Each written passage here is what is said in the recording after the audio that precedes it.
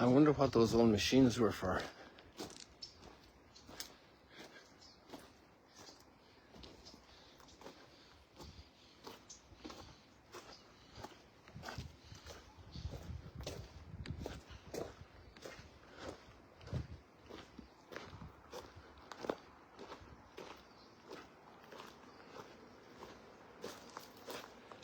Good morning. I wanted to start 5 minutes ago because the sun was promising to come out through a crack in the cloud, but it was quickly swallowed up.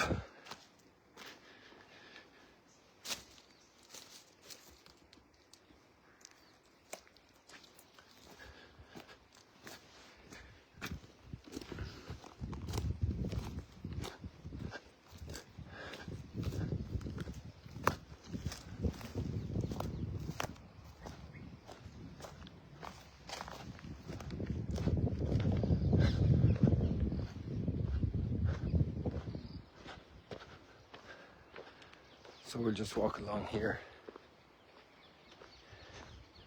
for our sunrise stroll and chat.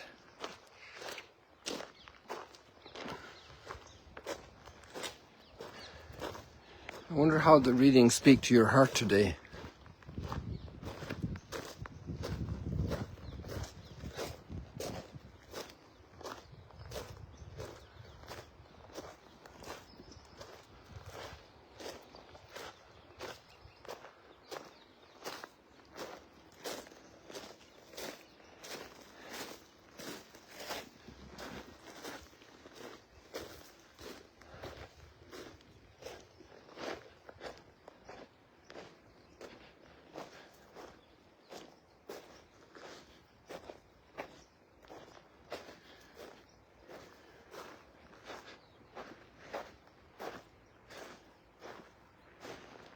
We hear the word, the miscarriage of justice.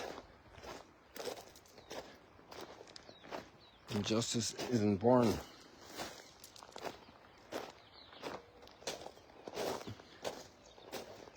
Many times the person delivering a decision, making the decision, deciding, that affects a lot of other people or even just one other person, doesn't realize,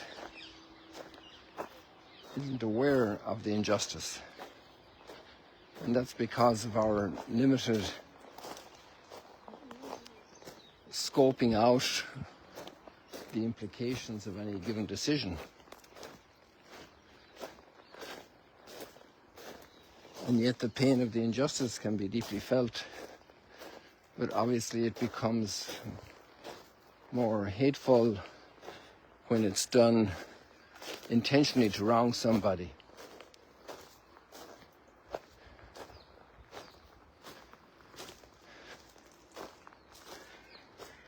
And so the great responsibility that falls on all of us when we make decisions, because all of our decisions at the end of the day eventually end up affecting other people. It's just the nature of our social connection, our connectedness, our connectivity. We're connected with other people. And there's really nothing, there's no alternative. We decide to do things, to use things, to fill a space, to take a space, to offer, to help.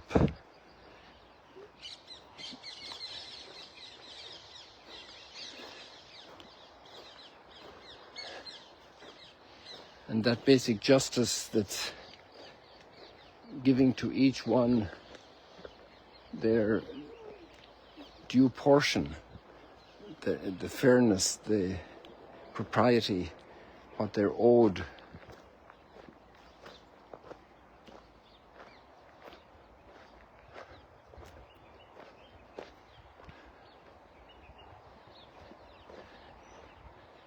And the words are strong in the Book of Wisdom to those who exercise responsibility and leadership and power over people.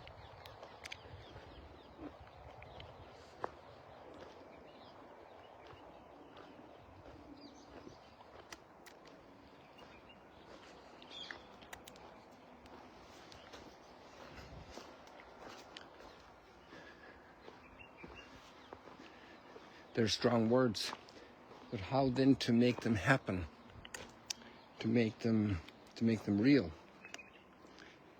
to turn them into a reality? Because also it's possible to see things that are wrong, situations that are wrong, that are unjust, but it's not so easy to straighten out the situation.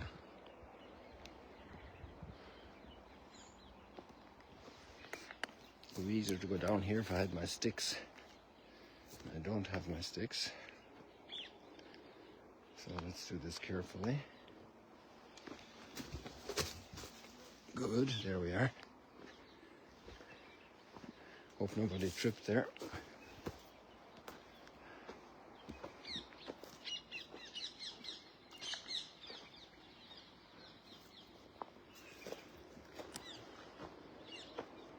It's easy for us to become angry at major injustices, and it's understandable, but it doesn't always fix the problem. Maybe we can cause a lot of unrest in our home when we cry out injustice, but it doesn't contribute to a solution.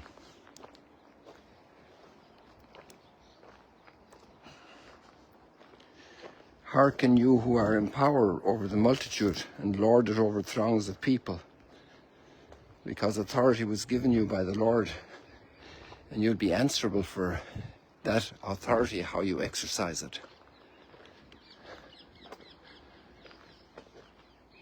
And this applies to those who speak. We have the gift of words, and the way we use the words are also a gift and a responsibility. And things that we use and how we use them.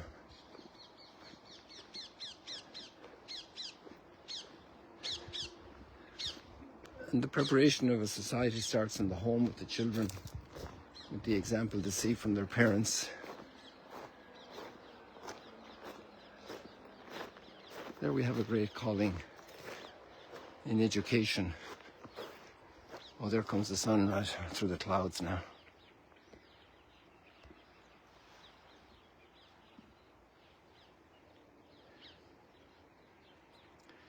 Because though you were ministers of God's kingdom, and that applies to the whole of reality because it's all God's, but it applies in a special way also inside the church. It applies in the highest level as in the classroom and in the family.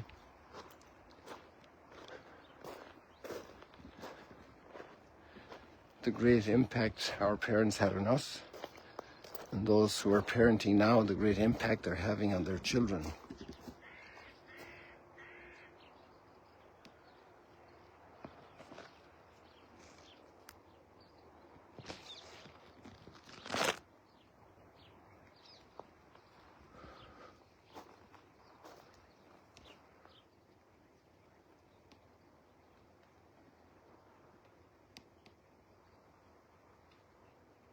That's nice. All these sets have big green ones on the periphery, and inside in the heart they have one of these more ornate ones of different colors, reddish color.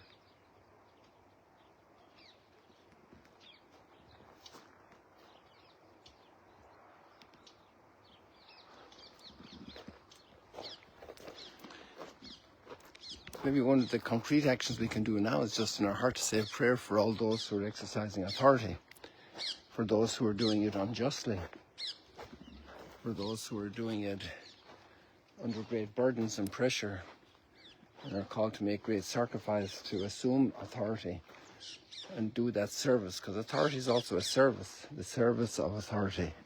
Because society needs leadership, needs decision makers.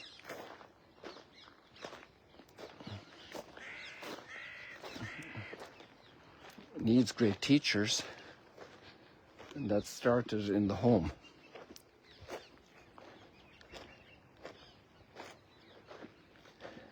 To judge aright, the psalm asks us today, ask the Lord, rise up, O God, and bring judgment to the earth, to judge aright. And that's what one guy out of 10 does in the story of the 10 lepers. He judges aright. And so he comes back to say thank you. Thank you is a word also of justice, of it's appropriate, it's right to say thank you, because somebody has given me a service, and even if I pay for the service, the thank you word is still very important, because my person is recognizing this other person who did a deed for me, was a servant to me and served me. And that happens in so many ways, in the streets, in the shops, in all the different service sectors, the bus driver. The people we don't see that are serving the possibility for this communication right now, that are monitoring the satellites for the communication, the people who develop the software, hours and hours and hours in the back room watching a screen, making it work, testing it.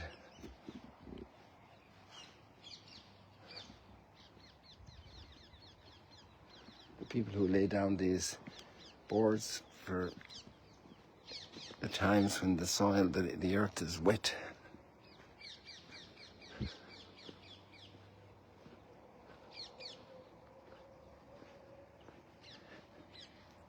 Thank you, thank you. The great prayer of our lives, the great word of our lives, the great bonding of our lives is to thank you.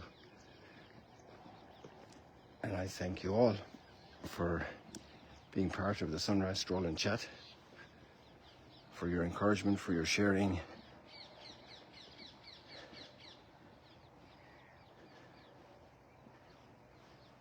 For your responses, for your encouragement of each other.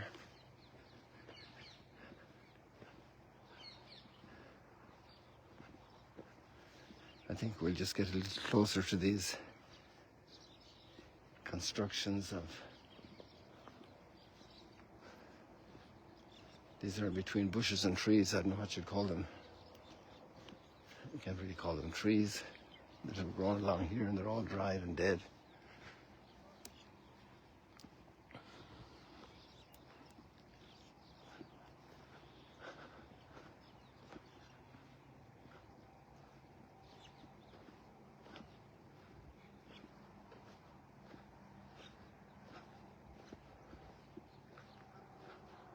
Like two. Look at this here. Somebody built these.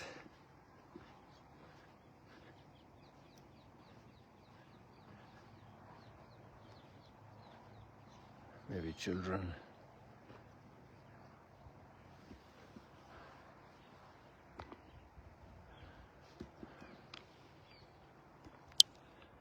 God bless you.